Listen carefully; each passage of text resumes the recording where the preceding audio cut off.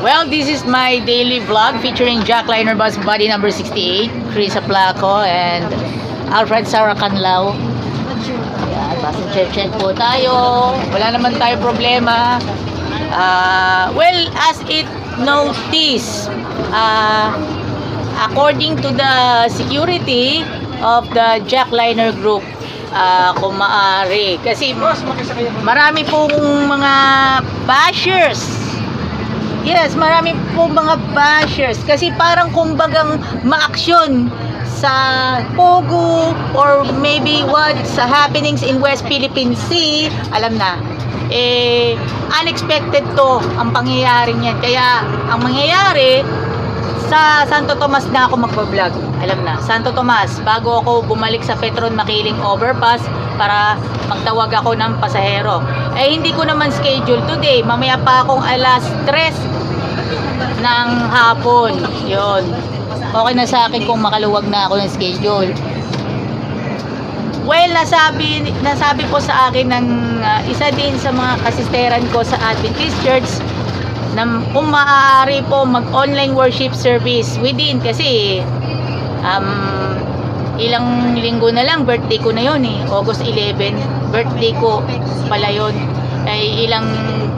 Kasi dalawang valid for 2 Saturdays yun, 2 Sabbaths pa yung mga kaibigan. Mag-online worship service muna via Chrysanthemum 7-day Adventist Church. And babalik na lang ako sa August 17. Babalik. Pero meron din unexpected na nangyari earlier. Pero alam mo kung ano yan. Kung ano yung pinag-usapan na namin. Malalaman ko na yan sa pagpunta ko sa Camias Terminal during the job fair of Jackliner. At hindi lang yun, makadaupang palad pa ang mga celebrities ng GMA. Andito po tayo sa Santo Tomas, Batangas as far as they reach, mga kaibigan. It's the Jackliner bus body number 68 Lucena LRT Buendia. Alam naman natin to is the best of the best dito po sa Alagang Jack. Makulimlim na po panahon today. Mauban, LRT Buendia 8917. Ikot-ikot tayo sa Santo Tomas with Jackliner bus 8912. Sila yung remaining mga empleyado simula't sa simula pa. Yan, sila po yung loyal.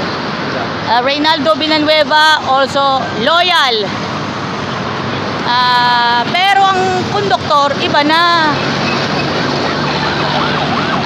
Tatlo na lang kayo natira niyan. Yun mga kaibigan, 8912 mga kaibigan. Classic.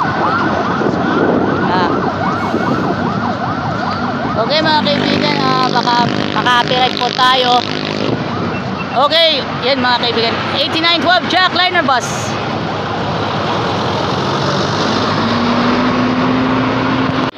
Hello mga kaibigan po natin ay Pride of Batangas po mga kaibigan. Mapalipas City or Batangas City, syempre Jamliner mga kaibigan.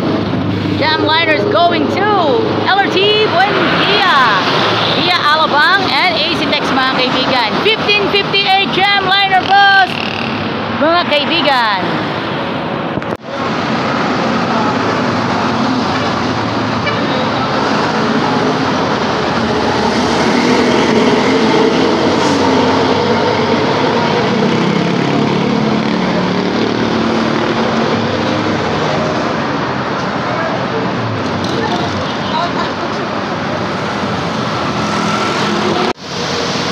Dalahican, LRT Buendia, 8825.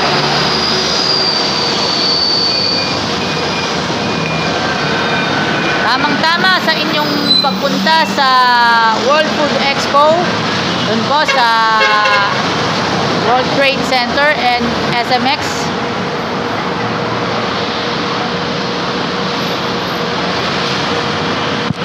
Hello guys! Tuloy ang laban. Jackliner bus body number 18, Dalahican, Cubao Cubao, Camyas via AC Tex and Market. Supportan po natin ang Jackliner Group at supportan natin para sa lahat ng ating mga kababayan Luzon, Visayas, Mindanao at sa buong mundo. Jackliner is our inspiration. Thank you very much.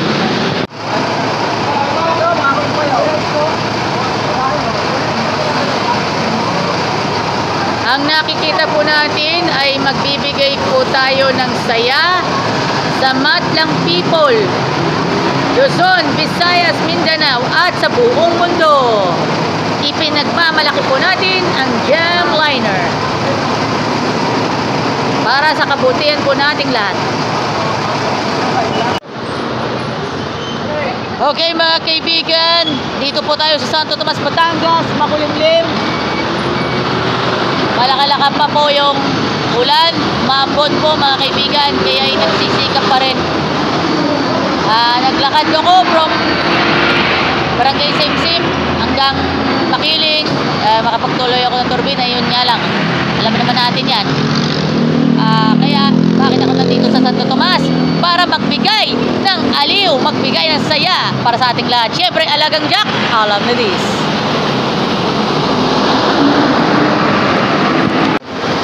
Magbigay ng halaga at saya dito lang po sa Alagang Jack. Tayo ay sama-sama tayong lahat dahil mula Dalahican hanggang LRT Buendia, papunta tayo sa World Food Expo. Darating na weekend, alam na this. Dito po sa Alagang Jack, alam na this. Yeah! Laban lang tayo dahil tayo ay makapagbigay ng saya. At syempre, Alagang Jack, alam na this. Alam natin lahat. LLI Bus 1850, let's go mga kaibigan. Suportahan po natin ang LLI Bus Company para sa